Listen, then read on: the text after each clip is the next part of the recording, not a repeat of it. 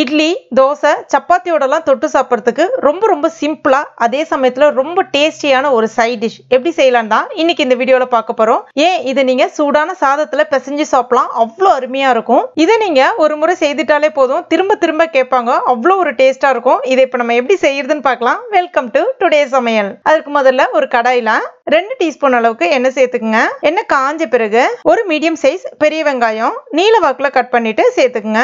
அடுத்ததா 1/2 கப் தேங்காய் துருவல், அடுத்ததா 3 தக்காளி பழம். அதாவது ஒரு வெங்காயம் எடுக்கிறீங்க அப்படின்னா அதே சைஸ்ல 3 தக்காளி பழம் எடுத்துக்கங்க, சரியா இருக்கும். அடுத்ததா 1 டீஸ்பூன் அளவுக்கு பெருஞ்சீரகம் அதாவது சோம்பு, அடுத்ததா கொஞ்சமா கறிவேப்பிலை இலைகள். இப்ப எல்லாத்தையுமே சேர்த்த பிறகு நல்லா கலந்து விட்டுக்குங்க. அந்த வெங்காயம் தக்காளி எல்லாம் நல்லா வதங்கி வரும். இப்ப எல்லாத்தையும் ஒன்னா சேர்க்கறதுனால வேகாம போயிடும் அப்படின்னு நினைக்க வேணாம், சூப்பரா நல்லா மசிஞ்சு வரும்.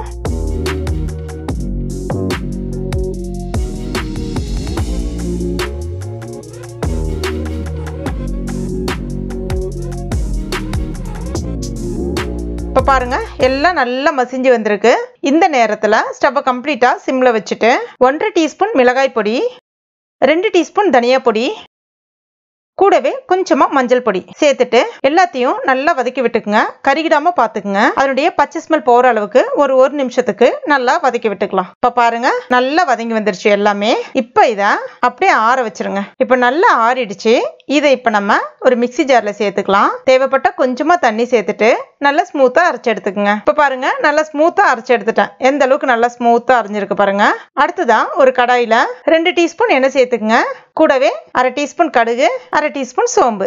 இப்ப இதெல்லாம் வெடிச்சு வந்த பிறகு கொஞ்சமா கறிவேப்பிலை இலைகள். அடுத்ததா நம்ம அரைச்சு வச்சிருக்க அந்த விழுது அதுல கொஞ்சமா தண்ணி சேர்த்துட்டு கலந்து விட்டுக்குங்க. இப்ப மறுபடியும் அந்த மிக்சியிலே கொஞ்சம் தண்ணி சேர்த்துட்டு நல்லா கலந்து விட்டு ஊத்திடுங்க. இப்ப இந்த ஸ்டேஜ்ல தேவையான அளவுக்கு நீங்க தண்ணி சேர்த்துக்கலாம். இது வந்து ரொம்ப திக்கா இருந்தா நல்லா இருக்காது, கொஞ்சம் அந்த தண்ணியா இருந்தாதான் டேஸ்ட் வந்து நல்லா இருக்கும். கூடவே கொஞ்சமா உப்பு சேர்த்துக்குங்க. இப்ப இதை மூடி வச்சிடலாம். நல்லா கொதிச்சு வரட்டும், ஒரு 5 நிமிஷம் ஆகும். இப்ப பாருங்க ஒரு 5 நிமிஷம் ஆயிடுச்சு, நல்லா கொதிச்சு வந்திருக்கு. ஓரங்கள்ல லைட்டா அந்த எண்ணெயும் பிரிஞ்சு வரும். அதே சமயத்துல திக்கா மாறிடக்கூடாது, எண்ணெய் லைட்டா ஒதுங்கி இருக்கும், அவ்வளவுதான். இப்ப பாருங்க இந்த கன்சிஸ்டன்சி இருக்கணும். தூக்கி விட்டீங்கன்னா இதுதான் சரியான பதம். இந்த ஸ்டேஜ்ல கொஞ்சமா கொத்தமல்லி இலைகள் தூவிக்குங்க. நல்ல ஒரு வாசனை வந்துகிட்டு இருக்கு, அவ்வளோ ஒரு அருமையா இருக்கும் இந்த தக்காளி குருமா. இப்ப இதை பவுல்ல சேர்த்துடலாம். இதுக்கு வந்து ஒரு சூப்பரான ஒரு மொறு தோசை இல்ல அப்படின்னா இட்லி, சப்பாத்தி, பூரியோடலாம் ரொம்ப அருமையான காம்பினேஷனா இருக்கும்.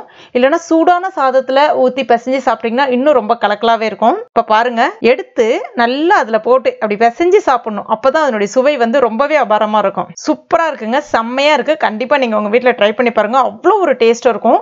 ட்ரை பண்ணிட்டு மறக்காம எனக்கு கமெண்ட் பண்ணுங்க. இந்த வீடியோ பிடிச்சிருந்தா லைக் பண்ணுங்க. உங்க நண்பர்கள் மற்றும் ஃபேமிலி மெம்பர்ஸ் கூட மறக்காம ஷேர் பண்ணுங்க. மேலும் இது போன்ற டேஸ்டி ரெசிபிகளுக்கு நம்ம டுடே சமையல் இது வரைக்கும் நீங்க சப்ஸ்கிரைப் பண்ணாத நண்பர்களா இருந்தீங்கன்னா உடனே சப்ஸ்கிரைப் பண்ணீங்க. கூடவே மறக்காம அந்த பெல் நோட்டிபிகேஷன் சிம்லையும் பிரஸ் பண்ணீங்க. தேங்க்யூ.